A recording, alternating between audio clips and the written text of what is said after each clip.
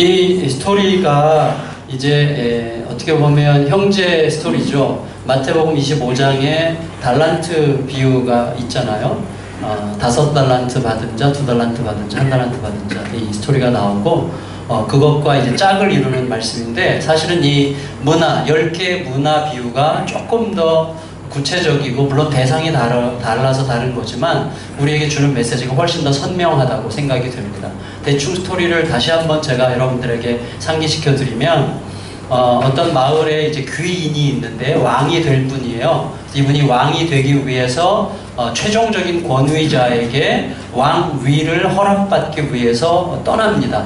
그런데 이 사람이 왕으로 장차 다스려야 될 그 마을 사람들은 대체로 이 사람이 자기들의 왕이 되는 걸 원치 않아요.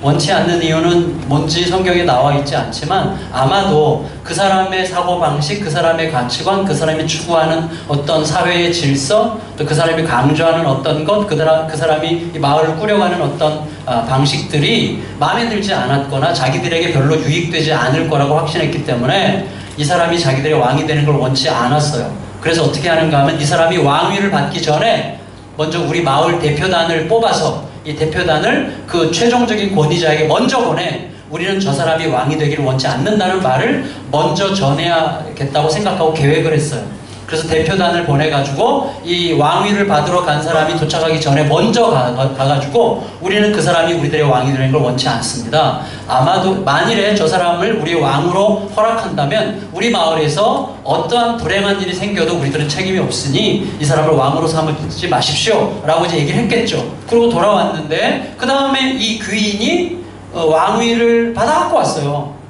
그러니까 이 마을 사람들의 의견은 사실은 그렇게 중요하지 않았던 것 같아요. 그 최종적인 권위자에게 이 마을 사람들이 이 사람을 싫어하느냐 좋아하느냐 하는 것은 그렇게 중요하지 않았던 것 같아요.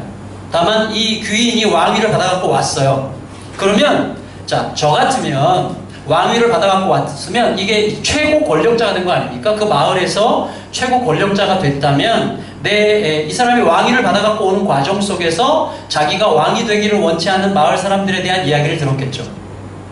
그랬다면 나의 최고의 관심은 뭡니까? 누가 반대했어? 이거죠. 누가 반대했지? 이거 아니겠어요?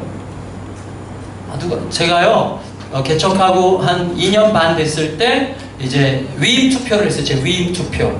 그래서 이제 성도들 모여서 이제 이 담임 목사, 이 정갑신을 우리 교회 담임 목사로, 위임 목사로 우리가 합니다라는 투표를 했는데 한 명이 반대했어요. 한 700명 정도가 투표에 참석했는데 한 700명이라면 699명이 찬성하고 한 명이 반대를 했어요. 그러면 압도적으로 된 거잖아요. 근데 그날 저녁에 궁금한 거야. 그 한 명이 누굴까? 한 명이 누굴까? 너무 궁금한 거예요. 누가 반대했지? 누가? 그게 뭐가 이렇게 중요해요. 근데 나중에 알았어요. 누가 반대했는지. 저희 교회 부목사님이 반대했어요. 제 사위인데. 그래서 왜 그랬냐 그랬더니 설명을 자기가 먼저 했어요. 사실은 목사님 제가 반대했습니다. 왜? 100% 찬성이면 공산당인 것 같아서 자기네도 반대해야 될 것 같아서 반대했다고 그러더라고요. 근데 제가 말씀드리려고 할 핵심은 뭐냐면, 사람은요 여기에 뭐 500명이 모였건 1000명이 모였건 대부분의 사람이 나에 대해서 어떤 지지를 보낸다고 할지라도 나를 별로 지지하지 않는 어떤 사람의 눈치를 자꾸 보게 되어 있어요. 사람은 묘해요. 그래서 그 사람이 누군지를 알아서 내가 왕이 됐기 때문에 그들이 누군지를 파악하고 그들을 내가 보다 더 효과적으로 관리하거나 통제하기 위해서, 혹은 그들을 제거하기 위해서 뭔가 조치를 취하고 싶은 마음이 들지 않았겠습니까? 보통의 왕이라면. 근데 이 왕이 돼서 돌아온 이 왕의 첫 번째 관심은 이 자기를 반대한 자들이 누구였는가. 물론 마을 사람들 대부분이 반대한 것 같아요. 그리고 그 대표단으로 갔던 인간들이 누군가에 대해서 빨리 파악하고자 하는 게 이 왕의 관심이 아니야. 이 왕의 관심사는 뭐냐면, 이 사람이 왕위를 받으러 가기 전에 자기 종들을 다 불렀어요. 자기 종들을 불러서 한 문화씩을 줬어요. 10명을 불러서 10명에게 한 문화씩을 나눠줬는데, 문화라는 화폐 단위는 달란트보다 굉장히 작은 건데 한 달란트의 60분의 1 정도 되는 금액이거든요. 한 달란트가 3억 원이라면 한 달란트가 한 3억 원 정도 돼요. 실제로 계산해 보면 근데 3억 원이라면 한 문화는 500만 원이에요. 그러면 종들에게 꼴랑 500만 원씩 주고 이거 갖고 장사하라고 한 거예요. 그런데 이 종들 10사람이 한 문화를 가지고 장사해야 되는 그곳은 자기의 주인, 나에게 이 돈을 맡겨준 주인에 대하여 호의적이지 않은 마을 사람들을 상대로 장사해야 되는 거예요. 이게 하나님 나라의 그림이에요. 자, 하나님 나라의 시민들은 누구냐? 그 나라에 속한 사람들인데 이 땅 전체가 다 하나님의 소유 아닙니까? 하나님이 지으신 세상에서 사는, 하나님의 지으신 세상에서 전세 들어 사는 세입자들인데 그들이 그 집 주인을 다 싫어해. 근데 그 종들, 그 주인의 종들은 그 주인으로부터 받은 지극히 작은, 상대적으로 별 볼 일 없어 보이는, 그리고 사람들에게 별로 영향력 없어 보이는 어떤 객관적 조건을 가지고 나에게 그것을 맡겨준 주인에 대하여 적대적이고 주인을 찬성하지 않고 주인에 대하여 별로 호감 갖지 않고 주인을 싫어하는, 그 주인의 권위를 인정하고 싶어하지 않는 그 사람들을 상대로 해서 장사해야 되는 사람들이 하나님의 백성들이라는 거예요. 그래서 열 문화 비유의 핵심은 뭐냐면 하나님의 백성들의 소위 그 정체성이 뭐냐, 하나님의 백성들이 차지하고 있는 자리가 뭐냐, 그 자리는 어떤 자리예요? 하나님이 주신 어떤 것이 내가 보기에도 그렇고 남이 보기에도 그렇고 별 볼 일 없어 보이는 어떤 것을 가지고, 여러분 우리가 가진 것이 그렇게 대단한 게 아닌 것처럼 소위 객관적이라고 말할 때 이 세상 사람들 전체가 바라보는 시선으로 볼 때 우리가 가진 그리스도 중심의 신앙이라고 하는 것은 그들에게 별 볼 일 없는 거예요. 여러분 밖에 나가서 예수님 얘기해 보세요. 누가 알아줍니까? 학교 가서 나 예수님의 가치로 난 살고 예수님의 질서로 살고 예수님 말씀대로만 산다고 여러분 그렇게 막 주장한다고 할 때 그게 여러분들 속에 자신감을 불러일으키는 근거는 아니잖아요. 우리 청소년 여러분, 그죠? 솔직히 우리가 살아갈 때, 우리가 교회 안에서 예수 할 때 교회 안에서 예수님 그러면 막 최고의 힘인 것처럼 느껴져. 예수님 왕이시다, 아멘! 박수치고 막 예수님 박수 이러지만 솔직히 우리의 일상의 삶으로 딱 들어가면 예수의 이름은 상대적으로 보잘것 없을 수도 있어요. 우리 속에서나 감사하고 우리 속에서나 진리고 전부이지, 솔직히 사람들과 관계 속에서 예수의 이름과 예수의 능력과 질서와 가치를 따라서 살아간다고 하는 것은 사람들이 그렇게 영향력이 있는 게 아니고 실효성이 있는 게 아니고 보잘것 없어 보이기도 하고 내가 생각해도 그렇고 남이 생각하면 더 그렇고, 그런 게 우리가 가진 신앙의 자리라는 거예요. 그거 설명하고 계세요 지금. 우리가 괜히 위대한 척 할 필요가 없습니다. 그게 우리의 자리예요. 그런데 주인이 왕 위를 받아가지고 왔을 때 주인의 최초의 관심은 누가 나 반대했는가 했던 자기를 반대한 자들을 색출해가지고 그들을 처단하거나 그들을 어떻게 통제하려고 하는 게 아니라 자기가 준 작고 보잘것없는 어떤 것을 가지고 자기에 대해서 거부하고 반대하는 세상 한가운데서 내 종들이 어떻게 장사했는가를 알아보는 일에 최고의 관심이 있어요. 우리가 다 읽었는데 무슨 내용인지 잘 안 생각 안 하고 읽으셨겠죠. 대체로 우리가 이제 읽는 습관이죠. 그게 별로 생각 없이 읽어서 다시 물어보면 몰라. 근데 어쨌거나 괜찮아요. 저도 그러니까. 그런데 자, 왕의 관심은 왕이 돌아왔을 때 왕의 최고의 관심은 내 종들이 나에 대한 적대적인 세상 한가운데서 나를 우습게 생각하고 내 질서와 가치, 내 방식을 멸시하는 세상 한가운데서 내가 준 작은 것을 가지고 그들을 상대로 어떻게 장사했는지를 알아보고 싶은 게 왕의 최고의 관심이라는 거예요. 여러분 그거 잊으면 안 됩니다. 여기 굉장히 중요한 무엇이 있어요. 이제부터 말씀을 드리면. 그런데 자 이제 종 하나가 왔어요. 그래서 왕에게 말합니다. 주인님, 저에게 맡겨주신 한 문화를 가지고 제가 열심히 장사했습니다. 그래서 10문화로 불렸습니다. 이렇게 얘기해요. 10배로 늘렸어요. 자, 여기는요, 피눈물이 있는 거예요. 쉽게 한 게 아니에요. 피눈물이 있는 거예요. 여러분, 나에게 맡겨진 그 주인에 대해서 적대적인 사람들을 상대로 보잘것없는 것을 가지고 그들을 상대로 장사해서 10배로 남긴다는 것은 얼마나 위대한 삶입니까? 그건 뭐예요? 이 땅에서 그리스도의 가치를 가지고 세상 한복판에 들어가서 살면서 10배로 남기는 일은 굉장히 쉽지 않습니다. 사실은. 그들과 똑같은 가치를 가지고 때로는 그들보다 더 이기적으로, 그들보다 더 악하게. 그리스도인들이 그래서 많이 이기적이라는 이야기도 듣는데, 그리스도인답지 못한 삶을 사는 그리스도인들의 모습으로 성공적인 것 같은 삶을 사는 사람들도 있어요.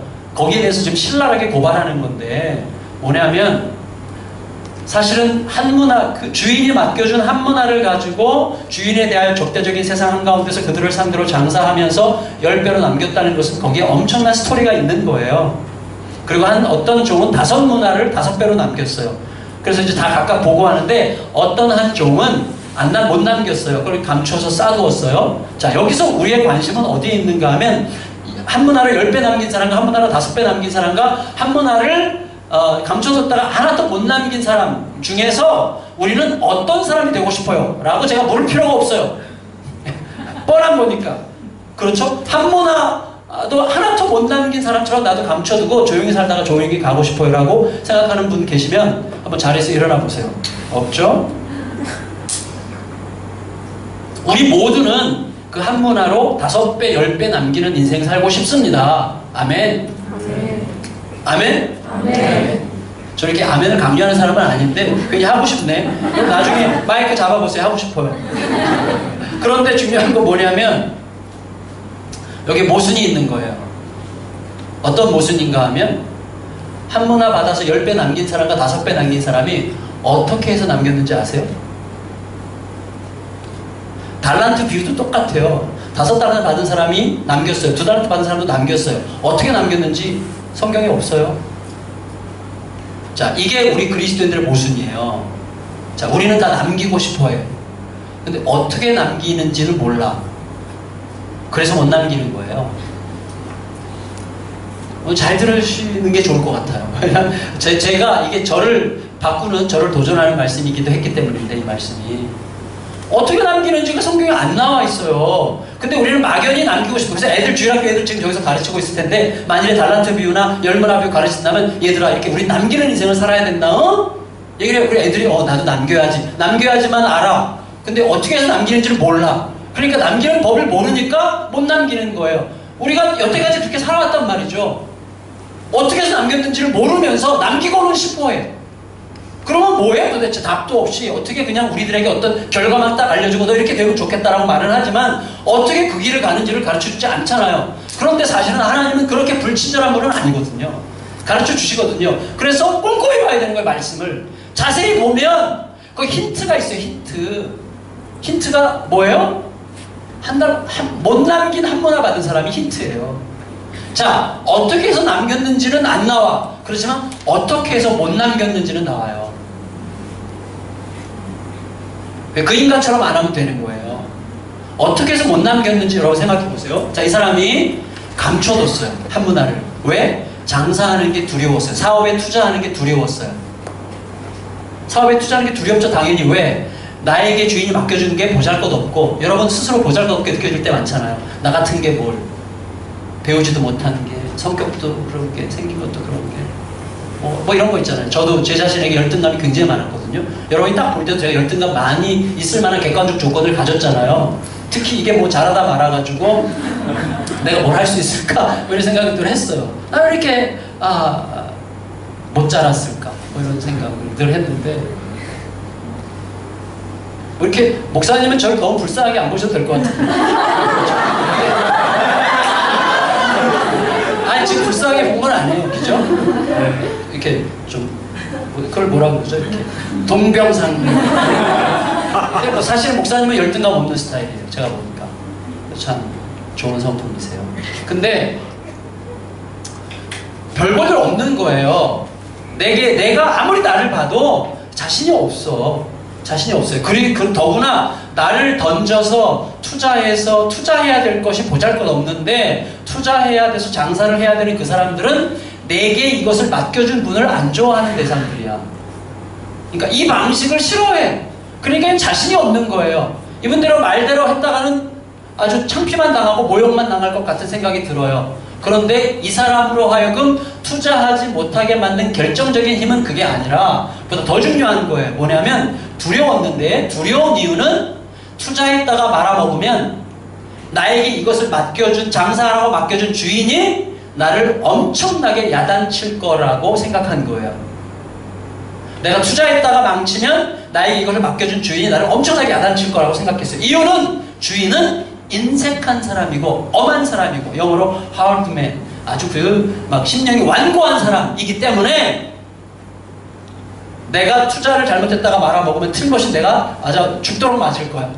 쫓겨날 거야 라고 생각했기 때문에 고요히 곱게 싸두었다가 주인이 돌아오는 날 돌려준 거예요. 근데 주인이 이 사람에게 어마어마하게 꾸짖죠.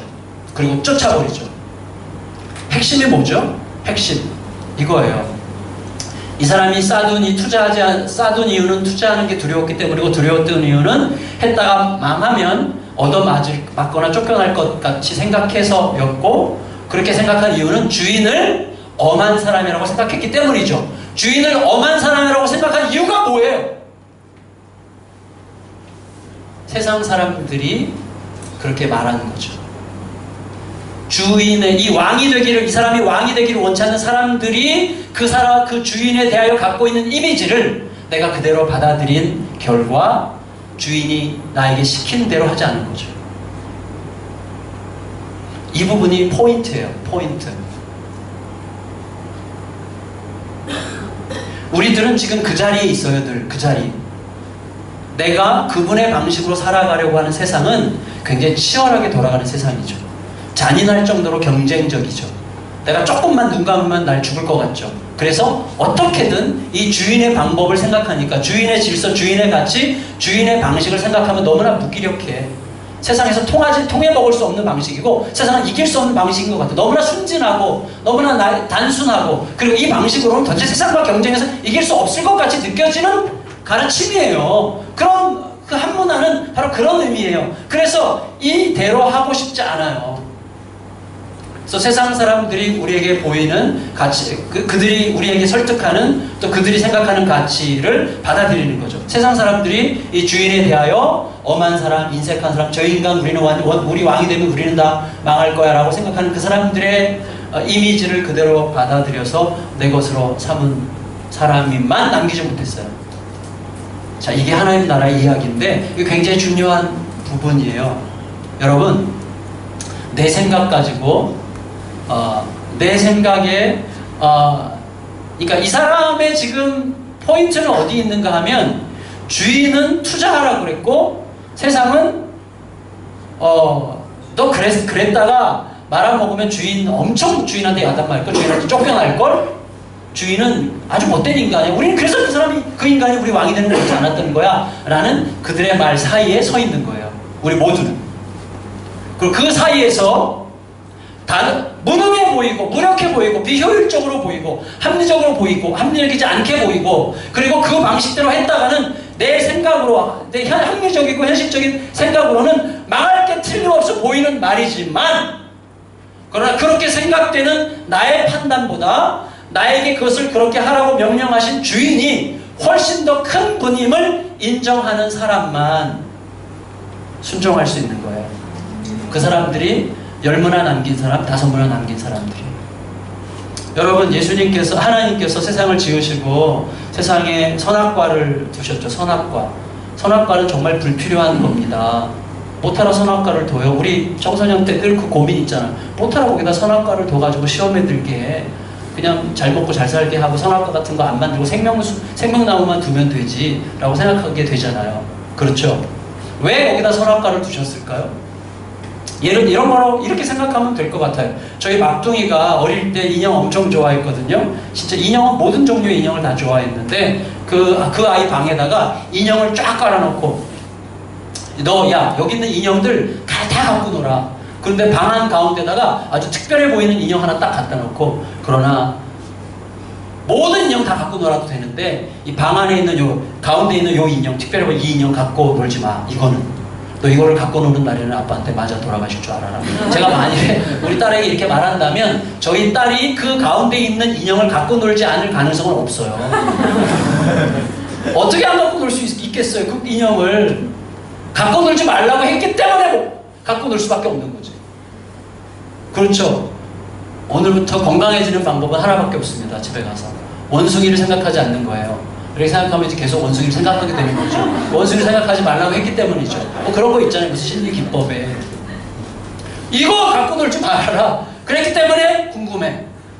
왜 갖고 놀지 말아라 그랬어. 그러니까 하와가 계속 왜 하필이면 그때 선악과 옆에 있었어요? 그날만 있었던 게 아닌 거죠. 자주 그 주위를 얼쩡거리면서 왜 먹지 말라 그랬어. 진짜 맛있게 생겼다. 진짜 뭐 이렇게 하면서 너무 궁금한 거죠. 그런데 만일에 저희 딸아이가 제 말을 따라서 가운데 있는 이 인형을 갖고 놀지 않을 수 있을 가능성은 거의 없지만 갖고 놀지 않을 수 있는 가능성이 있으려면 힘이 있어야 돼요. 갖고 놀지 않을 힘이 있어야 돼요. 근데 갖고 놀지 않을 힘은 그 아이에게는 없어요. 딱 하나에게서만 와요. 어떤 데서 오죠? 아빠는 이것은 불합리한 거예요. 필요 없는 거, 불합리하고 그리고 비현실적이고 나에게 손해가 되는 일이고 논리적이지도 않은 거예요. 이거는. 그럼에도 불구하고 이해되지 않는 거지만 아빠는 어떤 경우에도 나에게 손해가 되는 것을 명하시는 분은 아니야. 이해되지 않지만 그분의 말은 어떤 경우에도 믿을 수 있어 라고 하는 절대적 믿음에서 오는 힘만 이 인형을 갖고 놀지 않게 할 수 있겠죠.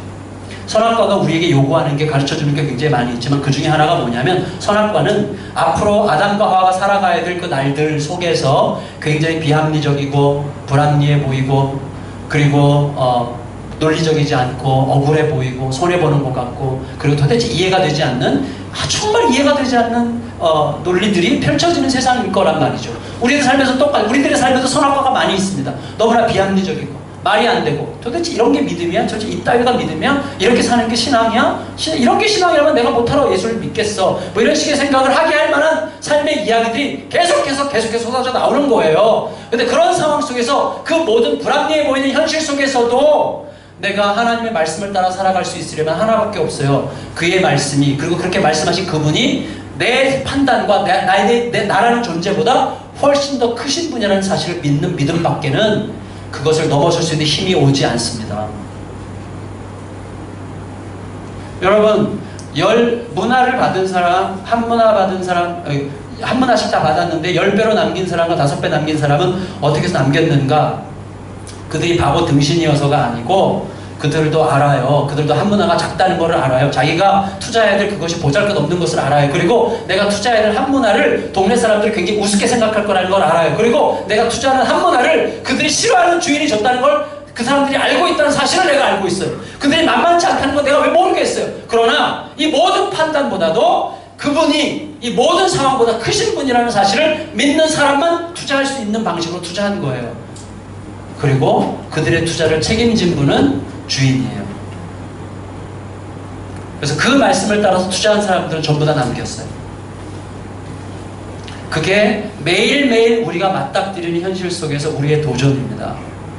저도 딱 그 자리에 있었던 것 같아요. 저도 딱 그 자리에. 저는요, 여기 청소년들이 있으니까 지금 생각나는 이야기가 있는데, 제가 태어났을 때 저희 어머니 뱃속에서 태어났어요. 저희 어머니가 여기 와 계신데 저희 어머니 뱃속에서 태어났을 때 저는 2단 신앙 세계 속에서 태어났어요. 여러분 전도관 아세요? 전도관? 전도관 모르시는구나. 하여튼 요새 뭐 신천지니 무슨 구원파니 뭐 이런 이단들이 많잖아요. 그런 이단들보다 훨씬 더 강력했던 이단이 전도관이에요. 옛날에 박태선 장로라고. 그때는 추종자가 100만 막 이렇게 됐어요. 어마어마했어요. 근데 그 전도관에서 제가 태어났어요. 어릴 때. 근데 저희 지금은 제 이름이 제가 정갑신이잖아요. 정갑신. 근데 어릴 때부터 그 전도관은 이게 약간 이게 사람들을 자유롭지 못하게 하는 좀 약간 억압적 구조예요. 그래서 거기서 자기 표현을 솔직히 하는 법을 잘 못 배웠어요. 그러다가 이제 제가 그 전도관이라는 집단을 저희 가족이 다 떠났고 그 다음에 식구들이 다 안 다녔는데 저는 혼자서 이제 교회를 찾아가서 교회를 다녔는데 중학교 2학년 되는 겨울에 교회를 혼자서 찾아가서 이제 등록을 했는데 등록하는데 제가 제 이름 등록 이름에 정갑신을 써야 되는데 이름이 안 써지더라고요. 왜 그런가 하면 저는 제 이름이 너무나 싫었어요. 정갑신. 왜냐면 제가 중고등학교 다닐 때 정말 제일 유행했던 노래 중에 김세레나의 갑돌이와 갑순이가 있었어요. 그래서 친구들이랑 버스를 타면 늘 버스 안에서 갑돌이 갑돌이와 갑순이는 마을에 살았더래. 그리고 애들이 다 나를 보고서 갑돌이와 제 별명이 갑돌이였어요. 그래서 나는 그게 너무 싫었어. 제가 정갑신이라는 이름을 쓰면 교회에서도 내가 갑돌이라는 별명을 얻을까봐 이름이 안 써지는 거예요. 자유롭지 못했죠. 그래서 저희 아버지 가운데 자가 현자예요. 현자. 저희 형 마지막 자가 진자예요. 그래서 제가 아버지 이름과 형의 이름에서 하나를 따가지고 정현진으로 줬어요. 정현진. 그래서 제가 정현진으로 살았는데 그때는 교회에서 이렇게 정현진이야. 그래서 이름이 정현진 좋아. 그렇게 살았는데 그때는 교회 대부분 사복 이렇게 입고 갈 옷이 없어가지고 교복 입고 다 교회 다녔어요. 교복 입고 그때는 교복 입고 교회를 갔는데 저는 교복 입고 단 한 번도 교회 간 적이 없어. 이름이 써 있으니까 여기. 그리고 교회가 이제 제가 휘문고등학교라는 학교를 다녔는데 교회 차로 학교까지 태워다 줬어요. 교회 차가 휘문고등학교 그쪽에 사는 학생들을. 근데 저는 버스를 타야 되잖아. 절약하려고. 이제 어렵게 사니까. 근데 그 교회 버스를 타야 되는데 이름표가 있잖아요. 그러니까 늘 가방을 이렇게 들고 탔어요. 이렇게 들고. 여기 가리고. 얼마나 힘든 날들이었는지 몰라요. 정말 힘든 날들이었어요. 매일매일 힘든 날들. 근데 제가 그 교회에서 저 2년 선배를 꼬셔가지고 결혼을 하게 됐어요. 그 결혼식을 그래서 그 교회에서 하고 싶지 않았어요. 그래서 결혼식 날 그때도 이거 진짜 우리 옛날에 30년 전 방식인데 이렇게 30년 전 이렇게 했어요. 말씀을 저기 글씨 오려가지고 붙여놨는데 그때 결혼식도 신부 이미숙 신랑 정갑신 이렇게 썼는데요. 성도들이 다 와가지고 왜 신부 신랑이 바뀌었냐. 다들 신랑이 바뀌었다고 막 수근수근대고 막 신부한테 와가지고 어떻게 당신 신랑 왜 바뀌었냐 막 난리가 났어요. 그리고 이제 그때 이제 온 성도들이 알게 됐죠. 제가 원래 본명이 정갑신이라는 것을 알게 됐어요. 그리고 나서 제가 그 다음 날부터 그리스도인의 자유를 누리기 시작했어요. 알게 됐어요. 제가 생각해보면 그런 요소들이 굉장히 많아요. 뭐냐면 사람들이 나를 어떻게 생각할까에 대한 두려움이 내 안에서 그런 행동을 하게 하는 거죠. 다시 말하면 다른 사람들의 나에 대한 시선이 나를 핸들링해요. 나를 갖고 놀아요. 그리고 내 인생을 다른 사람이 지배하게 내버려 두는 방식이죠. 그게 남기지 못한 한문화 그 사람이에요. 왜 진리가 너희를 자유케 하리라고 말씀하셨는 줄 아세요? 그리스도의 진리 안으로 들어가면 그리스도의 시선 외에 다른 사람들의 시선이 아무것도 아닌 것이 되는 게 아니라 다른 사람의 시선이 여전히 따갑고 힘듦을 느껴요.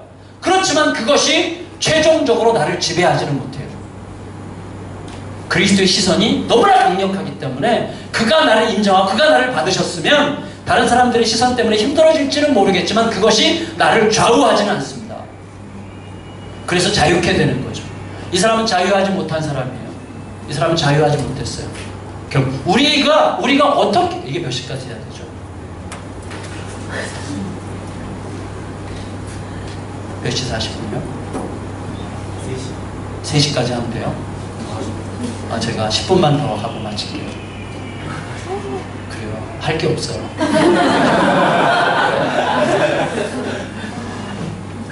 중요한 게 뭐냐면 우리들이 많은 경우에 그 시선을 가지고 사는 거예요. 여러분 자신을 잘 들여다보셔야 됩니다. 그걸 수건에 쌓아놓은 한문화 받은 사람 같이 우리가 살고 있어요. 이렇게 하면 망하지 않을까. 그리고 하나님은 왜 우리에게 이것밖에 안 주셨을까. 이렇게 그분이 하라고 하신 대로 하지는 않으면서 계속 주저하고 있어요. 주저하고 있어요. 하나님의 살아계심을, 그분이 진짜이심을, 또 그분의 방식대로 내가 생각해도 어느 정도 내 지혜와 내 방식과 지금까지 살아왔던 내 경험과 내가 생각하는 어떤 지식을 가지고도 웬만큼 해나갈 수 있을지 모르겠어요. 그렇지만 결코 그 사람은 자기 한계를 넘어서는 하나님의 일을 볼 수는 없을 거예요. 자기가 모든 것을 판단하는 최종적인 판단자가 되는 한에서는 결국 그는 자기 자신에 갇히게 되고 있어요. 자기 생각 속에 갇혀서 살 수밖에 없는 거죠. 그런데 제가 굉장히 좋아하는 말씀이 여호수아서예요.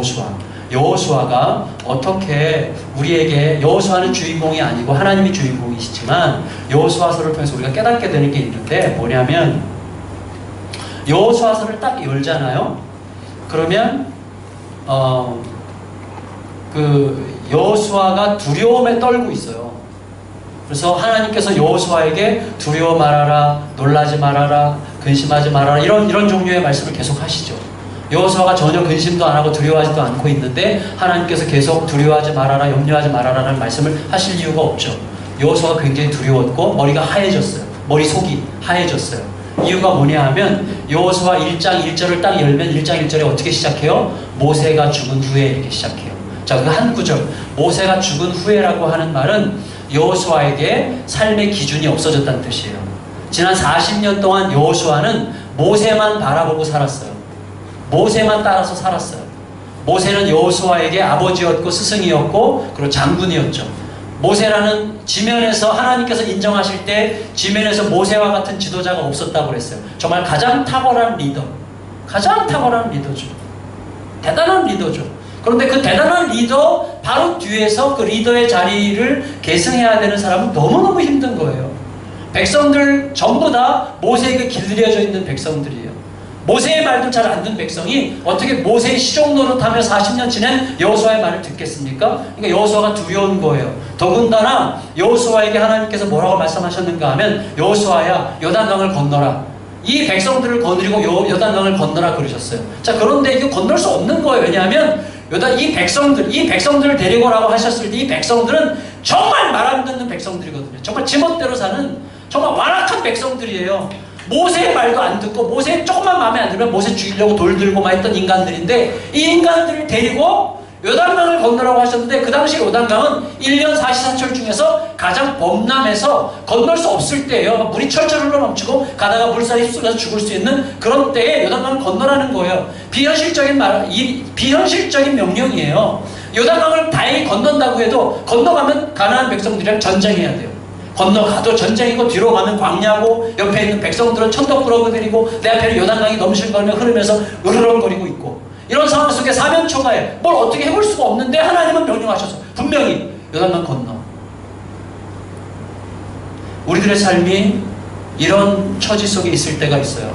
앞을 봐도 이게 갈 길이 안 보이고 요단강은 넘실거리고 건너가야 또 전쟁이고 뒤를 돌아보니 돌아갈 수도 없어요. 거기는 깜깜한 광야고 백성들과 함께 있자는 이것들은 전부 다 천덕꾸러기들이라 언제 이들에게 맞아 죽을지도 모르는 상황이야. 그런 상황 속에서 하나님은 할 수 없는 일을 하라고 하시는 거예요. 여호수아에게 요단강 건너라. 모세라도 살아있으면 모세에게 어떻게 하면 되냐고 물을 텐데 모세는 이미 죽었어요. 등불이 사라졌어요. 내 인생에 등불이 사라졌고 지도자가 사라졌으니 여호수아가 혼자서 이 명령을 어떻게 감당합니까? 그러니까 머리가 하얘지는 거죠. 우리 모두가 그런 상황 속에 있을 수 있는 거예요. 그런 상황 속에. 그런데 그런 상황 속에서 이 두려워 떨고 있는 여호수아에게 하나님이 주신 해법이 뭐예요? 하나님이 주신 해법. 예를 들어서 여러분이 자 굉장히 삶의 구체적인 어려움이 생겼어요. 뭐 우리 청소년들이면 친구 관계, 또 뭐 부모 여러분들이면 뭐 사업의 문제, 돈 문제, 자녀 문제, 뭐 여러 가지 구체적인 문제 때문에 굉장히 구체적인 고민이 생겨가지고 막 가슴앓이를 하면서 어떻게 하지 막 어떻게 할지 모르겠어요. 그냥 진짜 화이트 브레인이야. 머리가 하얘. 어떻게 해야 될지 몰라. 아무 생각도 안 나. 그래서 어떻게 해서 이제 목사님한테 한번 가서 물어봐야 되겠다. 상담이라도 해야겠다. 어떻게 해야 되는지. 그래서 목사님을 찾아갔어요. 우리 연남규 목사님을 찾아가가지고 목사님 내가 지금 이런 상황인데 이거 어떻게 하면 좋겠습니까? 그랬더니 목사님이 딱 듣고 한마디 했어요. 말씀 좀 더 읽으세요. 말씀을 읽으세요. 말씀을. 그러면 그 말씀 앞에 여러분이 뭐라고 항의할 수가 없잖아요. 그리고 네 알겠습니다. 말씀 더 읽을게요. 그러면서 문 닫고 나오면서 속으로 그러지 않겠어요? 아 누가 말씀 읽는 거 몰라? 아니 말씀 읽고 기도하고 뭐 다 아는 답이에요. 말씀 읽고 기도하고 말씀 읽고 기도해야지. 근데 말씀 읽고 이게 답입니까? 이런 거 있잖아요. 가장 정답인데 가장 답답하게 하는 정답들 있잖아요. 요즘 어떻게 지내? 잘 지내. 이게 진짜 정말 정답이지만 답답한 정답 많잖아요. 그런 거랑 똑같아요. 목사에게 가서 구체적인 문제를 가지고 굉장히 심각한 고민을 얘기했는데 말씀 좀 더 읽으라는 거죠. 그게 무슨 의미야? 왜 그렇게 대답을 했겠어요? 여러분, 근데 중요한 건 뭐냐면 여호수아가 그렇게 구체적인 문제 상황 속에 있었을 때 어찌할 바를 모르고 지금 요단강을 넘슬거리고 있고 하나님을 건너라고 하셨는데 지금 머리가 하얘지고 뭘 어떻게 해야 될지 모르는 막막한 상황 속에서 여호수아가 어떻게 해야 할지 모르게 막 두려워하고 있을 때 하나님이 주신 해법, 하나님이 여호수아에게 하신 해법, 주신 해법이 뭐예요? 말씀 읽어였어요. 여호수아서 1장 8절에 이 율법책을 너희 입에서 떠나지 말게 하고 주야를 묵상하여 그 가운데 기록한 대로 다 지켜 행하라. 말씀 읽으라고 했어요. 그렇다면 여러분 생각해야 됩니다. 뭘 생각해야 되는가? 절 보세요. 뭘 생각해야 되는가? 뭘 적지 마세요. 네, 적어야 안 봐. 그러니까 그냥 절 보시면 돼요. 뭐 적는 것도 뭐 죄책감 느낄 필요는 없어요. 네. 근데 중요한 건 뭐냐면 적는 분들은 구역장님들이시죠? 아닌가? 저희 교회도 구역장님들은 이렇게 요약을 하는데 저 어디까지 했죠? 자, 말씀 읽으라고 했어요. 그러면 우리가 생각을 해야 돼요. 무슨 생각을 해야 되는가 하면 하나님께서 적어도 우리의 그 정도도 모르시겠어요? 그 정도의 답답함, 그 정도의 불평, 그 정도의 대답, 말씀 읽으라는 말 앞에 우리가 답답해할 수밖에 없는 우리들의 마음과 처지와 형편을 모르시겠어요? 당연히 아시죠. 당연히 아심에도 불구하고 말씀을 읽으라고 하셨다면 하나님께서 여호수아, 이렇게 매우 구체적인 문제 상황 속에서 어찌할 바를 모르고 있는 여호수아에게 여호수아가 굉장히 답답해할 수 있는 말씀을 읽어라! 말씀대로 살아라 그냥! 라고 말씀하실 때 하나님께서 여호수아에게 기대하셨음직한 하나님의 마음이 뭐겠어요? 하나님께서 뭘 기대하시고 뻔한 대답을 하셨겠어요? 그래서 고민이 시작됐어요. 저에게도 고민. 그 말씀을 묵상할 때 고민했어요. 도대체 뭐지 이게? 고민하다가 제가 무릎을 탁 치게 됐어요. 그게 뭐냐면 제가 그 당시 여호수아라면 말씀을 펼쳤어도 말씀이 잘 안 읽혔을 것 같아요. 여러분, 누군가 대판 싸웠을 때, 부부싸움 대판했을 때, 그리고 막 어찌할 바를 모르겠는 답답한 문제가 내 숨통을 죄어올 때, 막 가슴이 답답하고 뭘 어떻게 해야 될지 모르고 답은 안 보이고 그럴 때 막 사면초가일 때 말씀이 읽힙니까? 솔직히 안 읽히죠. 말씀 억지로 펼친다고 해도 말씀에다 도망다니고 날아가죠. 말씀이 안 읽혀요, 솔직히. 그리고 말씀 읽으라고 하는 목사님이 미워져요. 지금 이 상황에서 말씀 읽게 생겼어요, 지금?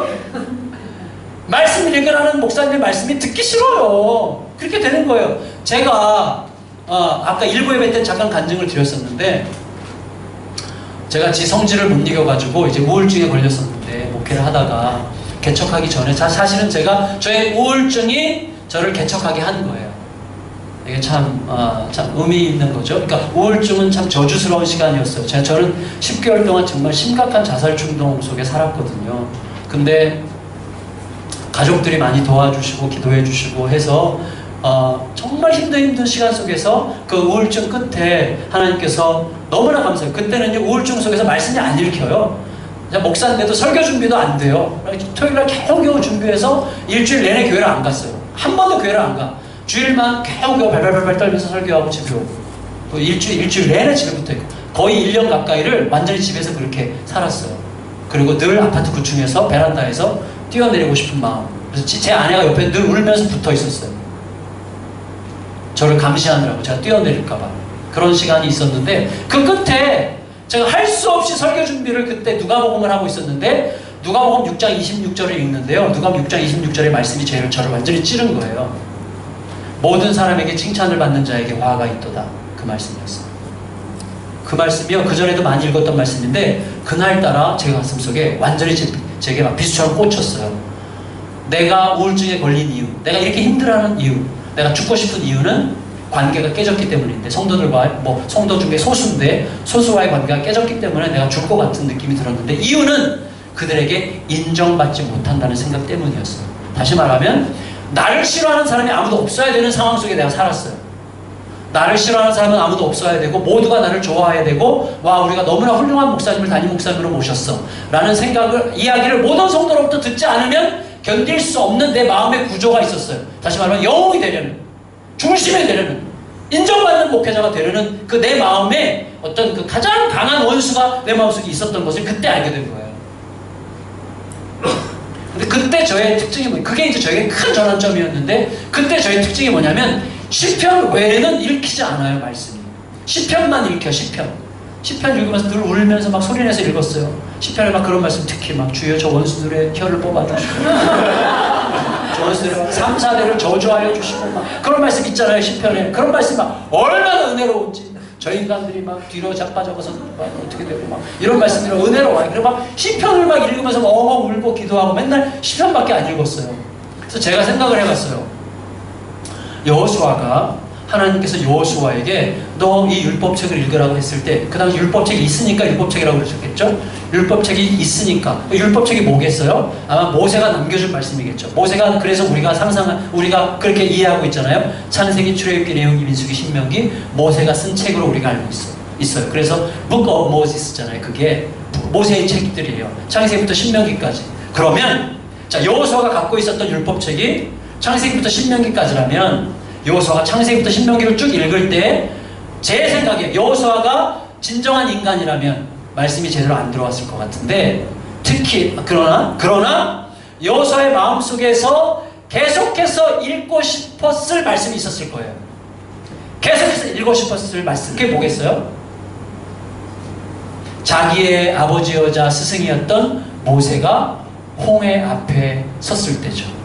하나님은 모세에게 이 백성들을 거느리고 홍해를 건너라고 하셨는데, 그때 나와 똑같은 처지, 지금 여호수아와 똑같은 처지잖아요. 그때 모세는, 내 스승은 어떻게 하셨는가? 그 부분 읽고 또 읽고 싶었을 거예요. 아마 나중에 천국 가서 물어보세요, 여호수아에게. 정말 그때 그 홍해 앞에 있는 모세 이야기만 계속 반복해서 읽으셨어요? 그러면 아마 여호수아가 어떻게 알았어? 그렇게 말할 가능성이 90%예요. 제 생각에는.